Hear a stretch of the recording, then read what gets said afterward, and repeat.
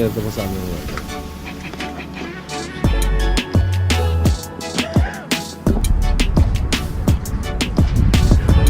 Boy siya. Lusa de mo gente no. ¿Cómo se puede decir? Hey, mami.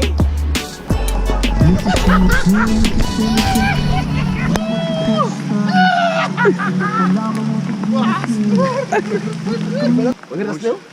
Yeah! Speaker to.